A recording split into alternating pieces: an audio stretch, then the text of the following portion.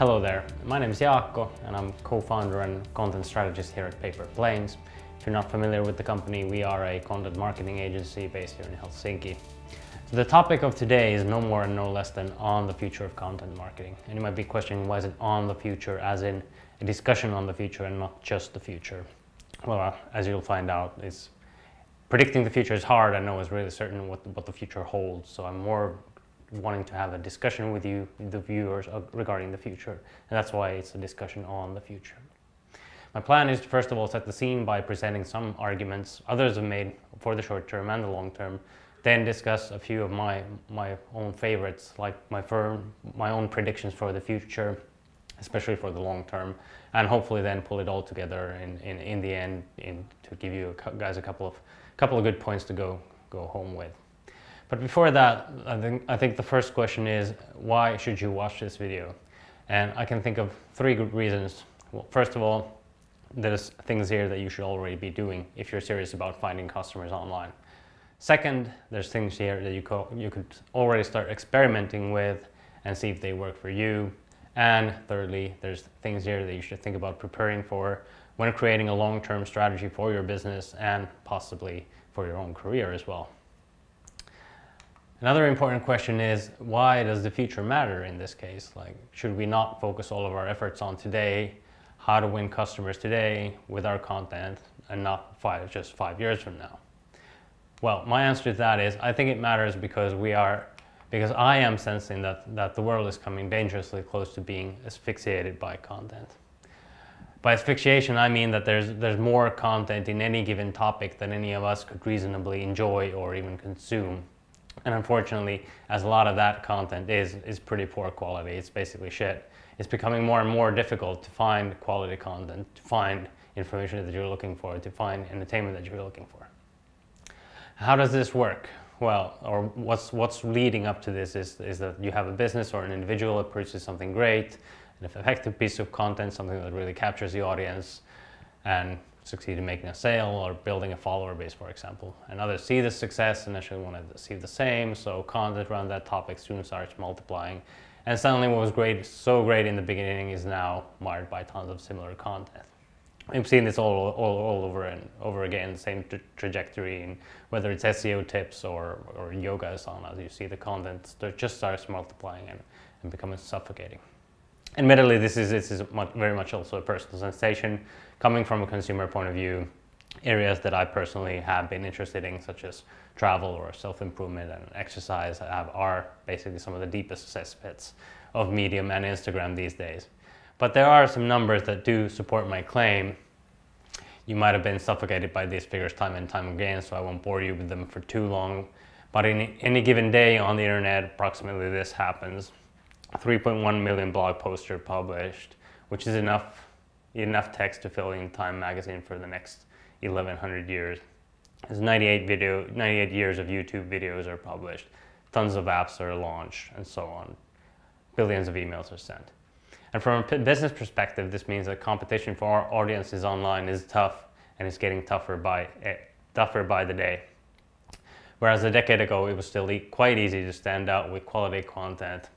That's actually why some of the examples of successful content that we typically use, successful and valuable online content that we use, are like General Electric or REI and Red Bull, are also ones that they were active like a decade ago at least. So they've been doing this for a long time. They were pioneers in the business.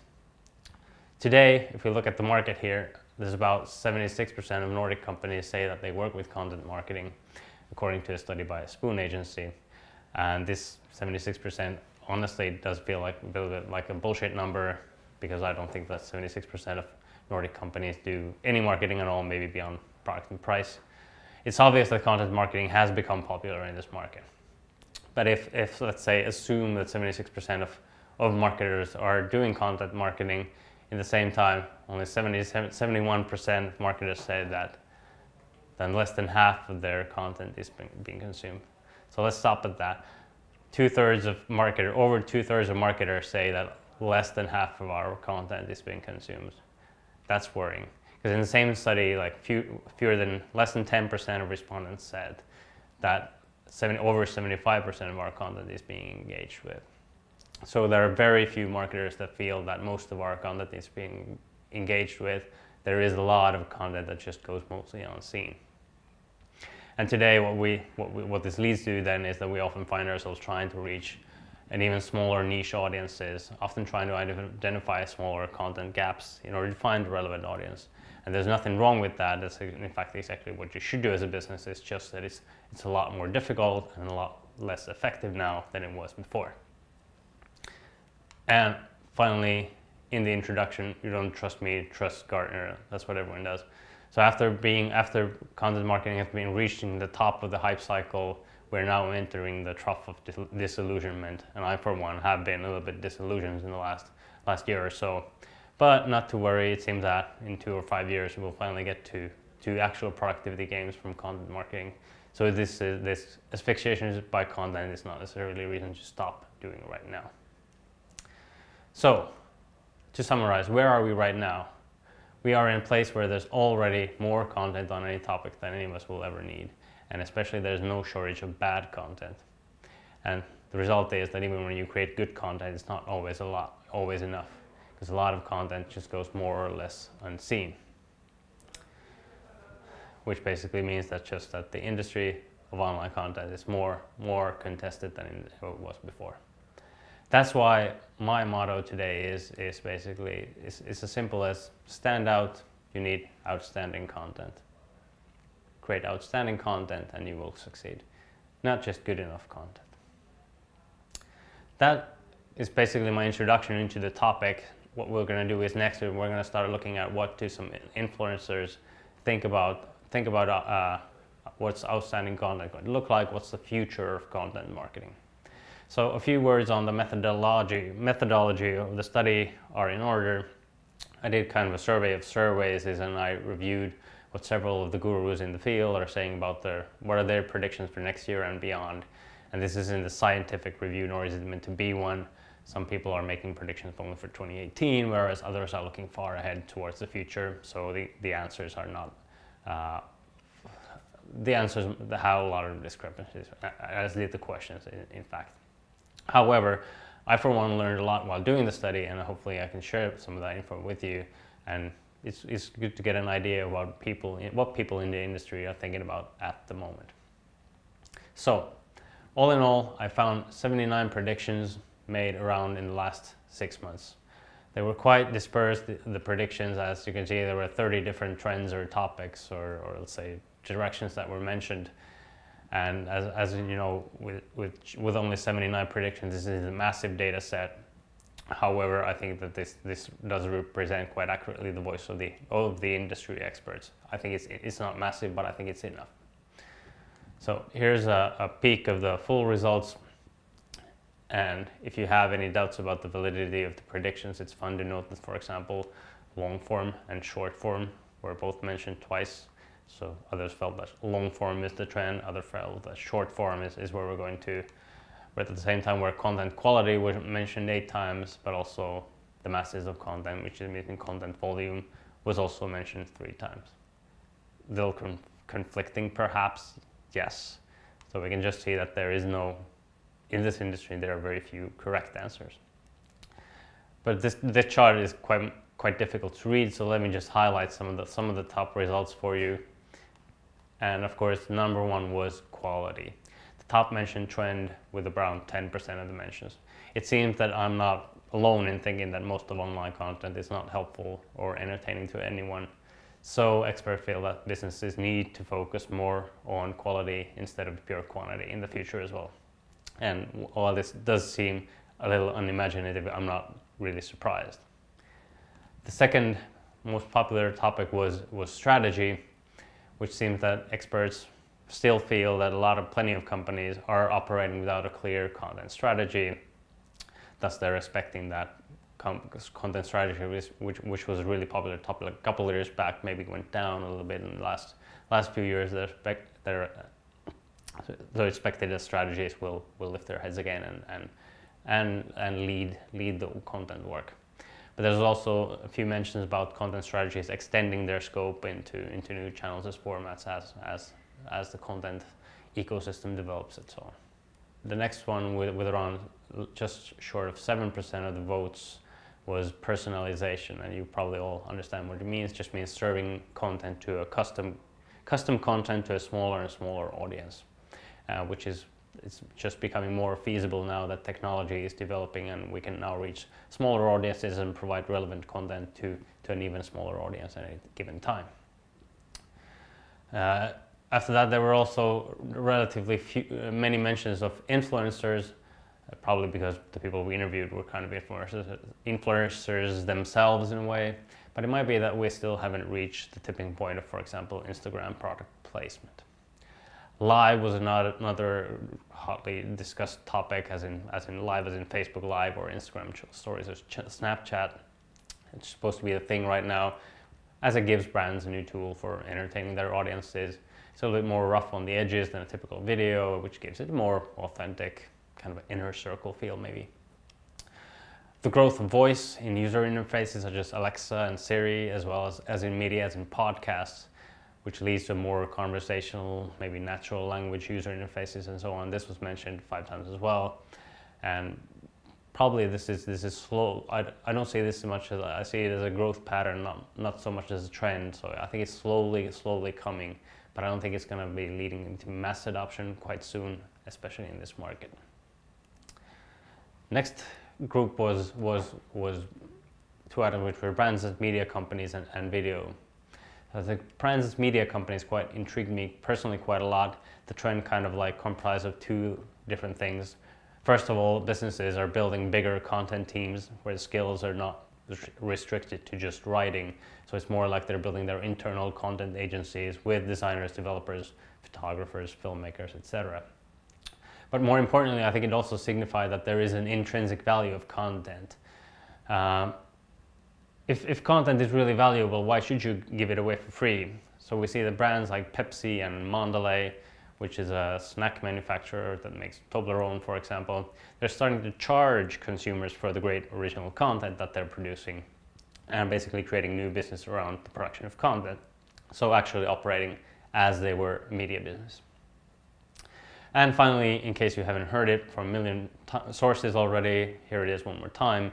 Video is killing it, video is replacing text and images, but at the same time it always seems that live is replacing video. Go figure. This bunch altogether was around 55% of all the predictions, so it means that there was a lot of stuff that was left out here, bubbling under just below the threshold of getting into this slide, were trends like ROI and measurement, transparency, volume, as in volume of content produced, VR, AR, and artificial intelligence and machine learning. But the key for 2018 and beyond, according to top industries' minds, are quality, strategy, personalization, influencers, live, voice, brands as media, and video. Sorry, brands as media. As an interesting side note, what if you do combine the trends of content quality and brands becoming media companies? What's the outcome? How much resources does it take to produce quality content? Well, these numbers are from the New York Times, which arguably does produce quality content, I would say top quality content. And they have an editorial team of around 1,300 people, and they produce an average of 230 stories a day. This comes down to an average of that each member of the editorial team produces about 1 story per week. I think it's an interesting benchmark, but I'll leave any interpretations up to you. I won't discuss this further, just to let it hang out there. I promised in the beginning that I would also explain some of the trends that I'm personally thrilled about in the future. So what are the big impacts on our business in the next 5 years, or next few years? I've been going on for a while now, so I'm just going to talk about the top 2 that are in my head. First of all, you probably won't be surprised that this buzzword is here. Artificial intelligence has been all the rage in discussions in the last few years, but you might be surprised about is how common it is already, and actually what's also already possible to do just starting today. And in fact, Gartner predicts that by 2018, 20% of all business content will be authored by machines. It might sound a little bit weird, actually, so that today already 1/5 of the content produced would be authored by machines. But in fact, our jobs as writers are slowly being eked out by machines, which means that computers are pretty adept at writing writing, for example, stuff for the stock market. So like profit and loss summaries, quarterly business reports. Also in the travel industry, like hotel descriptions for sites like large sites like booking.com or ebookers or so on. And of course they can already do like sports game recaps, so find out what the score of the game was and write a small article on that. Computers can already do that quite well. So of course the rise of artificial intelligence begins with simple writing stuff like this, like the one I mentioned. But I'm pretty sure that we'll see that AI will in fact author more and more content and certainly will develop and start producing more authentic feeling content instead of just kind of like listings. And especially low-level hygienic content is something that AI would probably be able to produce quite soon already. This of course means that human writers can now focus on creating more highly engaging, super high quality content that requires more thought and creativity. So instead of, so it's not all bad, but I'm guessing that eventually the total number of writers in the business will decrease over time. AI can also, of course, be helpful in personalizing content. So learning about users en masse and using those insights to automatically serve them with relevant content is something that, for example, Facebook algorithms have done for a long time. But smart computer minds can run millions of tests quickly to determine what's quality content and what's not. And this is what, in fact, Google is doing all the time, is constantly running automated tests and using machine learning to teach its engine to provide users with quality content. So AI is more and more becoming a judge of what is quality content, seeing what users like and showing more of that to them. And again, quality of content rises in importance as faking good content is more and more difficult. Okay, so artificial intelligence was my number one pick. What's my second one is that content becomes a natural part of design. So still, when I feel that when designing new digital services, content is too often left as an afterthought. More focus is placed basically on graphic design and, let's say, service design and technology. So first you create some wireframes, and then you do some mock-ups, and you do a prototype, and once everything has been built, once you have the tech up and running, someone starts to actually think about text, images, and videos at that place. So the actual text, images, and video that will be placed on the site will be thought about last. This is not optimal. However, I've already seen in my work, I've seen how some smart businesses have integrated content design as a natural part of the rest of the design work, which does make sense, as in most cases, your content is what people are actually coming to your site or service for. They're not coming there to admire your design most of the time, or they're not coming there to admire your user interface, but they are actually there to enjoy the content. So naturally, it seems that both IT and design companies have been integrating more and more content people into their companies, so recruiting a lot of people with content skills, which I think is a smart move, as this way of working, having the content people involved already in the beginning, just leads to better functioning and more investment returning websites. Okay, we've actually reached the time for sort of a catharsis on everything. So if you've listened so far, you'll probably guess what my main giveaway from this presentation is quality. So it's not hard to guess. Like most people in the industry, like I said in my introduction, I feel that in the future more and more importance will be placed on quality. So low quality content just won't return the ROI you want, so won't return your investment. So it's better to invest your money in producing less content, but producing more high quality content. Preferably long form, if you ask me, but that's only because I'm a writer. But finally, how can you use the trends I've discussed here to make more quality content? So how do you take the step from just saying here that make more quality content? What do you need to do in order to make more quality content? How can you use these trends to do that? Well, first of all, you need to spend some money. So you can always buy a blog post, let's say for 500 euros, but in all likelihood what's going to happen is that you're basically contributing to asphyxiation by content. So rather than buy one blog post for 500 euros, save 6 months of worth of blog post money and write a really good one for 3,000, for example. Second, AI isn't as far-fetched as it seems. Any massive site with a massive news or massive number of content elements, database you visit is probably already using AI. So instead of killing their poor writers with soulless work that they would have to type millions of different descriptions for hotels that they never visited, they're using AI to pull that info, to create that information, because it serves in a good enough format. And this hygiene content, it works good enough as it is. And finally, I'm of course not fully impartial to saying this, but do incorporate content people into whatever you're designing, as it will lead to a naturally better outcome. Okay, that's basically it for today. That's my discussion on the future of content. Let me know what you think on Twitter or by email. Thanks a lot.